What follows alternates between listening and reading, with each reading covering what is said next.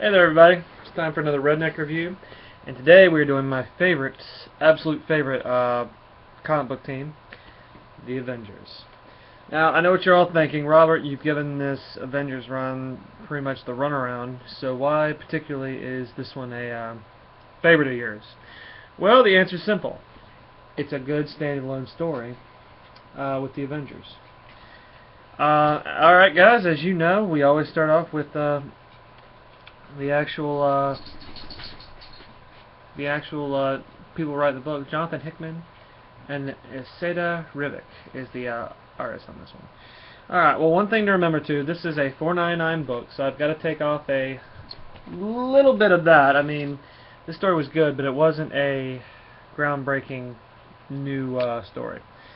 Anyway, we start off here, this is after the events of Infinity, obviously. And, you know, it takes into account everything that happened there. We start off in the year 3030 AD at the Baxter Buildings. Now, also on the other side is Stark Experimental, a Richards Industries subsidiary.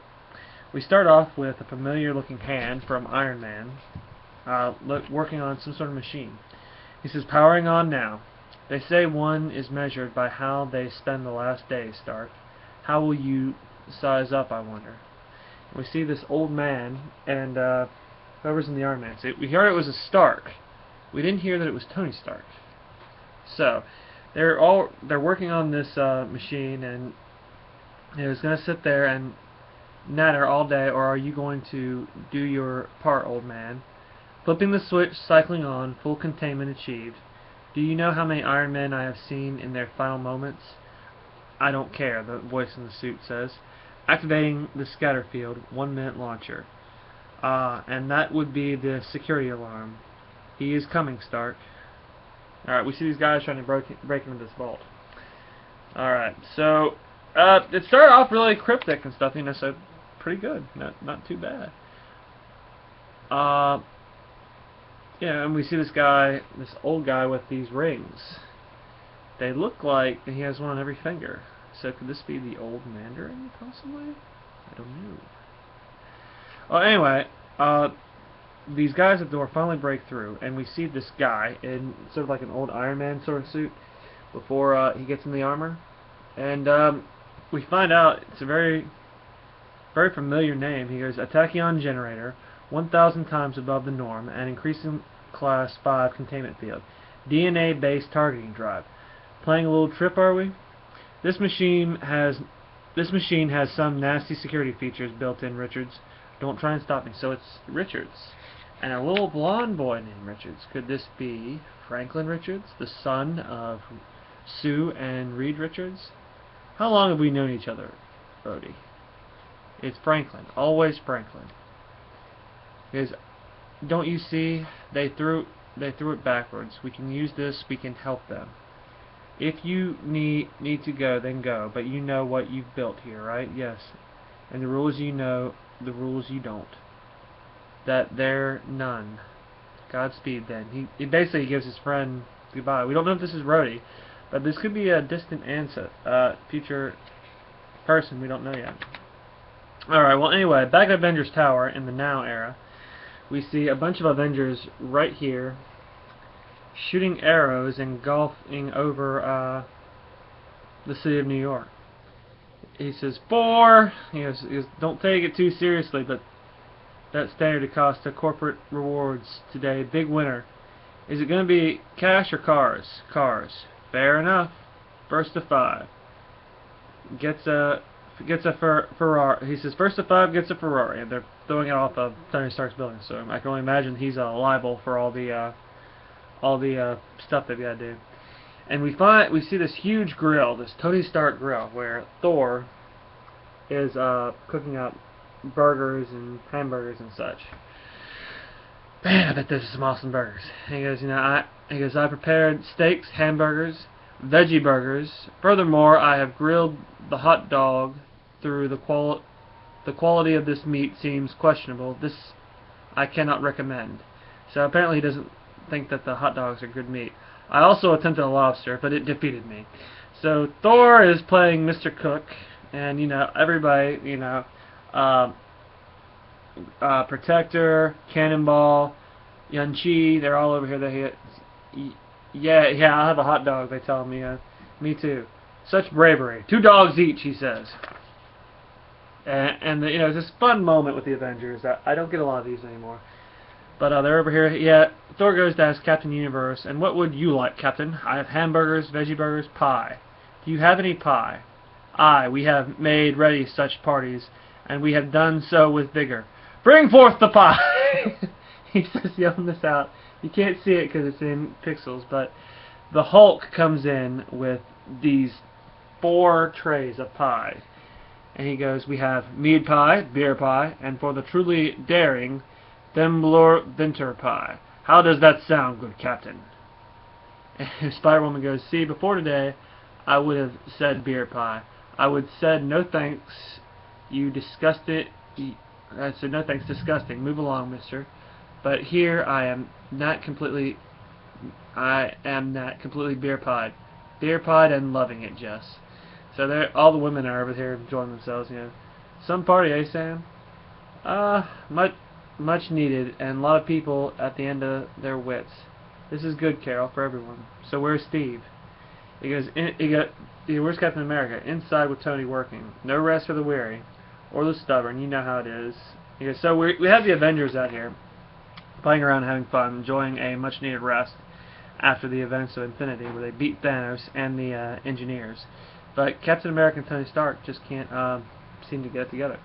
Well, we find them inside working on a way to bolster the team. I mean, even though Infinity was great and the Avengers made a real difference in the universe, Captain America and Iron Man are still trying to find ways to put the team back together. Captain America is trying to find ways to help out. He's going to go ahead, and he says in here, he goes, he's stretched too thin and not healthy. So I'm pulling Wolverine off the board, whether he likes it or not. So they're taking Wolverine off the Avengers for a little while. Just because, like I said, he's on 15 different teams. I like that part. I'm glad someone finally addressed that. And Spider-Man has been incredibly erratic, so I'm debating what to do there. That leaves 5, maybe 6 slots open that we never filled. So they're taking off major players, but they have good reasons, like Spider-Man, the superior Spider-Man, which you've all seen my thoughts on that particular comment. Is I'm pretty set on Starbrand and Nightmask, but I'm not sure about X-Nihilo. Or he goes, listen, Steve. He goes, just stop for a second. You just need to think about having just stocking this thing. He says, just stock it with the people you can trust. And you don't understand the purpose of why we've done this. We have to make sure that we have bodies to throw at whatever. It doesn't really matter who they are, but we need to be able to trust them and take them in the battle with us. Because I can see the future. Because I'm a futurist. I can see the future. And we find out in the middle of this time storm shows up, and guess who it is? It's our mystery Iron Man here. He goes, I see what's coming. And all in the middle of the grill and everything, the new Iron Man materializes in that classic Arnold Schwarzenegger-like pose from Terminator. And he's checking around the system, the range of the stars. He goes, some location, filtering light, accessing stellar cartography. He looks at the sky and figures he's maybe in the wrong spot. And Hyperion, one of the newer Avengers, comes up to him and says, "Can I help you, friend? Another anomaly. There shouldn't be a Hyperion here."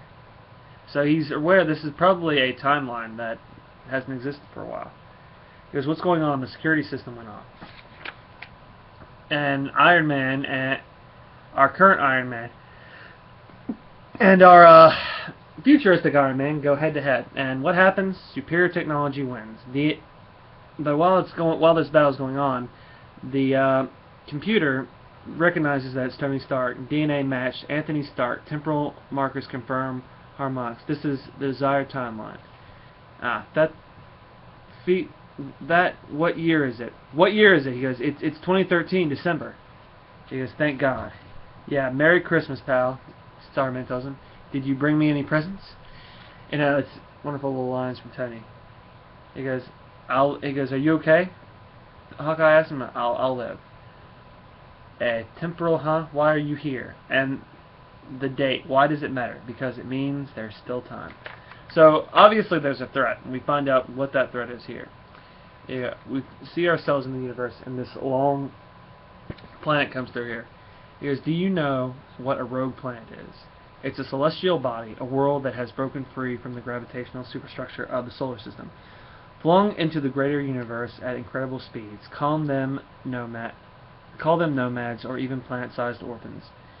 But best think of them as what they really are, projectiles of an impossible size, the kind of bullet a god would use. He goes, and one of them is directly in the sights of Earth. Yeah, and when it's said this way, it's check the readings. I've also had Dr. Banner look over the data, and he agrees. So there's this thing coming directly at Earth. It's the size of a planet that can take it over, that can take it out. And this new Iron Man has come back to try and help us to save the planet from ourselves. But what they find so weird about it is it's coming in a straight line. Nothing in nature technically goes in a straight line. It's just common physics. And they figure that this thing has been sent by somebody. So they don't reveal. I'm going to tell you right now, they don't reveal exactly what sent this thing, but I think it's going to be a future storyline. So we'll probably find out maybe in this arc of Rogue Planet. It implies order, trajectory, which implies target, which implies shooter. So they believe there's somebody here that's shot at them.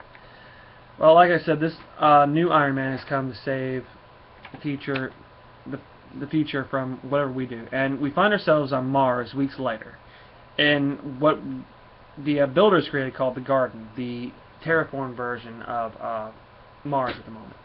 Is the Garden. We're going to make it. It's going to be close though. They're trying to make some. Iron Man has created this machine that hopefully can stop the rogue planet from taking over. So all the Avengers and everyone are trying to help make it. He goes, are we going to make it? Yes. It's going to be close, that Iron Man says, so we need more time, which we don't have, or more manpower. I'll see what I can do, Stark says. Is this even going to work? Theoretically, sure. And we have a couple things working in our favor. Iron Man 3030 possesses some incredible advanced knowledge, and by building on Mars, we have access to all the resources we need, either here or the main belt past the planet. But how is that even possible? Doesn't it lend itself to the future complications? Right. By preventing this now, aren't we ensuring that the other Iron Man doesn't know what's coming back, and then zip-de-zoo, we're right back where we started? Yeah, that's not how it works. So he's trying to explain time travel to Miss Marvel. I don't even think I understand how they want time travel to work in the movies and everything like that, but cause and effect are really hard to figure out. Someday maybe they'll do a seminar on how it works. He goes, we're running out of time. Our current Iron Man says that. I think we need more help with construction, or we're not going to make our window. The basic AI, the operators, the machine is advanced enough to self-replicate now. We'll finish. Still, I and the others would feel better if appearances. I remember this from Hollows about you. Very well, for appearances. This new Iron Man goes with him. The two Iron Men are just talking, so it's more of an Iron Man comic at this point than an Avengers comic. He goes, you've been here weeks and I still don't know who you are. Why don't you ever take off your helmet? Maybe I don't want you to know who I am. Maybe there's a good reason for that. He goes, I think you're a robot. He goes, you more artificial than you are mechanical. He goes, maybe I just don't have anything to say to you. Did you think about that?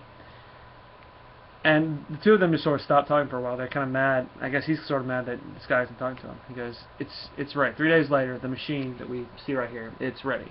And it's going to take on the planet. The rogue planet is entering range, traveling at around 500,000 miles per hour. We need to go right now. Okay, Eden. Get us out of there. So Eden teleports them away. The Hulk is sent with this machine to fling it at the constant. He goes, here, Orbital Hulk. We're Orbital Hulk. Give us a push. You'll need to hit us pretty hard. So he takes it and knocks it directly into this rogue planet. And knocks it right in the orbit of the planet. It's powering up the mechanism, enabling the shield moving the rogue planet slightly out of phase. So, this weapon basically phases out the Earth, where it's not in the same sort of lining as the rest of the universe. So it passes right through the planet. Because the axis has been embedded with the rogue planet. It's married to the Earth. So this thing is in the same phase. And, you know, both worlds now occupy the same space. So in a way, they're in exactly the same space. They're just out of phase with each other. Because we did it. At the Avengers Tower later. How much time left, Jarvis?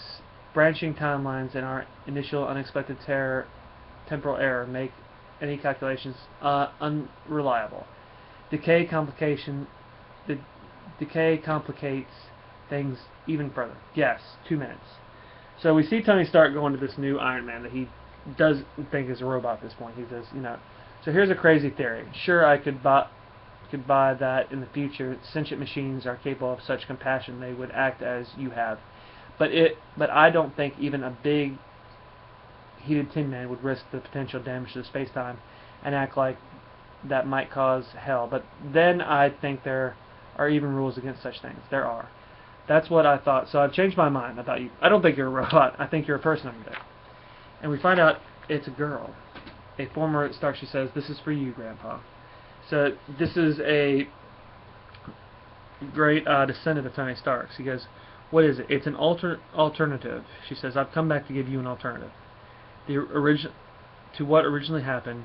This used to end with you Avengers destroying the Nomad and saving Earth. That what we've done will be more useful down the line. The plans were real. We turned the rogue planet into a massive power source for the world. From it, you Avengers can extract however much energy and resources you need. It'll be a good way to sell the existence of those that would normally have problem with it. I'll keep everyone thinking that it's for the greater good, which it is, but it also hides its other true purpose. Reservation wave detected. What did you? I made you a new weapon. So she came back to give him a new weapon. Now, if you've read the stuff on Tony Stark lately, he basically is going behind their back again. With him and the new Avengers, they're running around trying to stop this threat that they think they're the only ones that can handle. And she tells him, and it's much better than the antimatter bombs or even the soul hammer that your Illuminati have been busy making. Why? Because it's Christmas, Granddad. Why have I brought this to you? Because it's Christmas. Because the time you've hiding what you've been doing almost up. Because pretty soon everyone you know is going to be trying to kill you. I wish there was more I could do, Grandfather, but I can't because I'm out of time. So good luck. You're going to need it. So we find out in this issue that the Avengers' future is still unreliable. That Tony Stark is still going behind their back, and they're getting ready to find out about it. All in all, this book I really liked. I don't really think it was worth $4 for $5. Rogue Planet #1, though, I've got to say, a good standalone story if this is all they do with it. So for the story, I will give it a 5. And for the art, I want to give it maybe a 4.75. It's almost a perfect comic. And as far as the Avengers line has gone, this is as close as it's gotten. But I just don't see it worth $4.99. Alright guys, well that's your Redneck review from me, Robert the Red Prince. And like I said, leave us some comments down below if you want to talk about it. Tell us what we're doing right, tell us what we're doing wrong. Thank you so much. God bless you all. Goodbye.